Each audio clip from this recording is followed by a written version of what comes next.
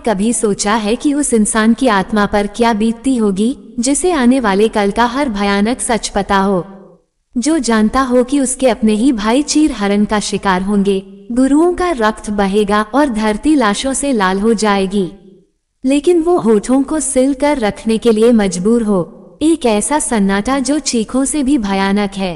आज हम महाभारत के उस पन्ने को पलट रहे हैं जिसे दुनिया भुला देती है। वो पन्ना है पांचवें पांडव सहदेव का। जरा सोचिए, एक ऐसा महान योद्धा जिसके मस्तिष्क में भविष्य का हर चित्र साफ चल रहा था, फिर भी जुबान पर अदृश्य ताला जड़ा था। आखिर ऐसा कौन सा भयानक श्राप था जिसने त्रिकालदर्शी सहदेव को जीवन भर के लिए एक गूंगा दर्शक बना दिया था? इस खौफनाक श्राप की गहरी जड़ें उस दिन से जुड़ी हैं जब एक पिता जंगल में अपनी अंतिम सांसें गिन रहा था। महाराज पांडु, जो एक भयंकर श्राप के कारण अपना जीवन त्याग रहे थे, उनकी एक विचित्र अंतिम इच्छा थी। उन्होंने अपने पुत्रों से कहा कि मृत्यु के बाद उनके मस्तिष्क को खा लें ताकि उनका दिव्य ज्ञान दुनिया से खत्म न हो। घने जंगल के बीच, हवा में उड़ती सूखी पत्तियों और रुदन के बीच किसी भी पुत्र की हिम्मत नहीं हुई कि वो पिता के मृत शरीर को छुए। लेकिन सहदेव, सबसे छोटे सहदेव ने कांपते हाथों से पिता की आज्ञा का पालन किया। पिता के प्रति वो अटूट प्रेम ही था जिसने सहदेव को संसार की सबसे बड़ी शक्ति दी। लेकिन क्या वो शक्ति वरदान थी? जैसे ही सहदेव ने अपने पिता के मस्तिष्क का पहला हिस्सा ग्रहण किया, ब्रह्मांड के सारे रहस्य उसके सामने खुलने लगे। उसका मस्तिष्क साधारण इंसान से उठकर सीधे ईश्वरीय स्तर पर पहुंच गया। उसे भूतकाल की हर घटना का कारण पानी की तरह साफ नजर आने लगा। जब उसने दूसरा हिस्सा खाया तो वर्तमान के सारे छल कपट उसके सामने बेनकाब हो गए। और अंत में जब उसने तीसरा हिस्सा ग्रहण किया, तब जो हुआ उसने सहदेव की रूह तक कंपा दी। उसकी आंखों के सामने भविष्य का भयानक पर्दा उठ गया।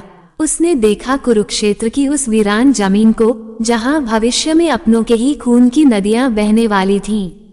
वो एक पल में त्रिकालदर्शी बन चुका था, लेकिन ये ज्ञान उसके लिए एक भयानक सजा बन गया।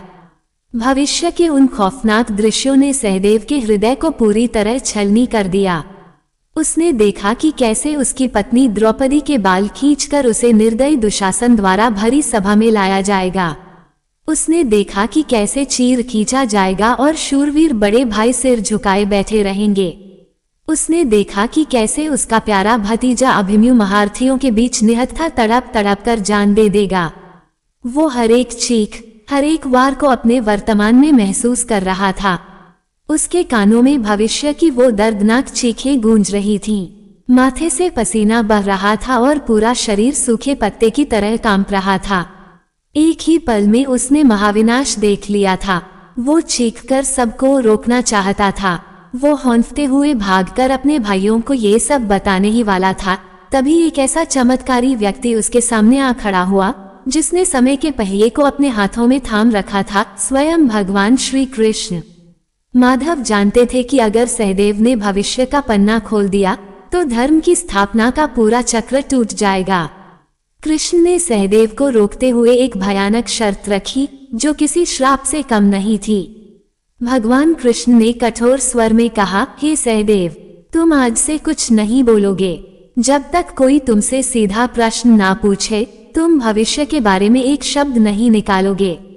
अगर तुमने ऐसा किया तो उसी क्षण तुम्हारी मृत्यु हो जाएगी। यही वो श्राप था जिसने सहदेव के होंठ सिल दिए। अब जरा उस सहदेव की आंतरिक पीड़ा को महसूस कीजिए। आंखों के सामने पूरा परिवार विनाश की आग की ओर बढ़ रहा है और वो एक शब्द नहीं बोल सकता। हर रात वो उठकर अकेले में फूट फूट कर रोता था। छाती में दर्द का वो खौफनाक गुबार था जो ज्वालामुखी की तरह फटना चाहता था, लेकिन खून के घूंट पीकर आंसुओं को रोकना पड़ता था। दोस्तों, जरा अपनी आंखें बंद करके सोचिए। अगर आपको पता हो कि आपके परिवार पर भयानक विपत्ति आने वाली है और आप उन्हें बता ना सके, तो आपके दिल पर क्या बीतेगी। तारांकन, अगर आप भी सहदेव के इस असहनीय दर्द और घुटन को अपने सीने में महसूस कर रहे हैं, तो अभी कमेंट में जय श्री कृष्ण लिखें और बताएं कि क्या आपने भी कभी अपनों के लिए ऐसा दर्द सहा है। द्यूत क्रीड़ा का वो मनहूस और अंधकार में दिन आ गया। हस्तिनापुर का विशाल कक्ष एक खौफनाक सन्नाटे में डूबा था।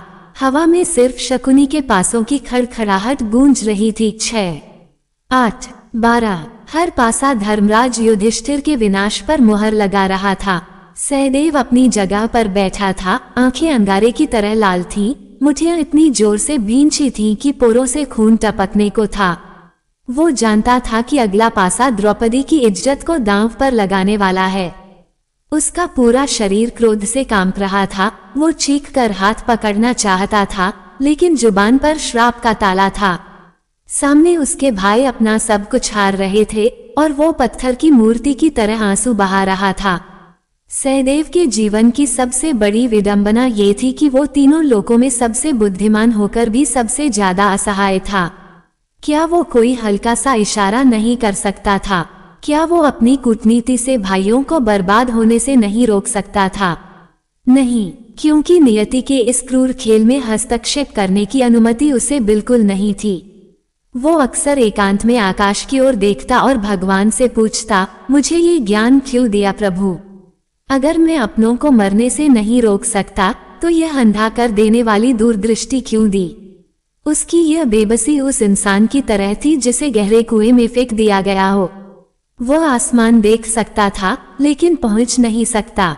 हर पल भारी पत्थर बन रहा था। पूरी महाभारत में केवल एक ही व्यक्ति था जो सहदेव की इस घुटन और मौन की गहराई को समझता था, और वो थे श्री कृष्ण।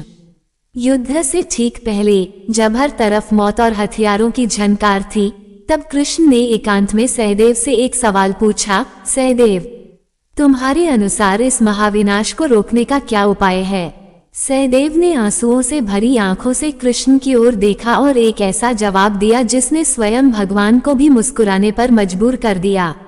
सहदेव ने कहा, हे माधव, यदि मैं आपको बांधकर कारागार में डाल दूं, तो शायद ये युद्ध रुक सकता है। यह अद्भुत संवाद केवल दो त्रिकालदर्शियों के बीच था। सहदेव जानता था कि जो हो रहा है वो कृष्ण की इच्छा है। सहदेव ने पूरा महाभारत का युद्ध एक मौन और पीड़ित दर्शक की तरह लड़ा। उसने अपने ही सगे भतीजों को कटते हुए देखा, भाइयों को तड़पते देखा, सब कुछ पहले से जानते हुए भी। लेकिन क्या आप जानते हैं कि सहदेव के इस खौफनाक मौन का एक और भी गहरा रहस्य था? महाभारत युद्ध के बीच में एक ऐसा खतरनाक पल आया था जब सहदेव के मुंह से एक भयानक सच निकलने ही वाला था। एक ऐसा सच जो अगर उस दिन सामने आ जाता तो शायद दुर्योधन नहीं बल्कि पांडव ये युद्ध हार जाते, और शायद कृष्ण भी उन्हें उस विनाश से नहीं बचा पाते। आखिर वो कौन सा भयानक रहस्य था जिसने युद्ध का पासा ही पलट दिया होता? क्या आप उस खौफनाक सच को जानना चाहते हैं? तो तुरंत चैनल को सब्सक्राइब करें।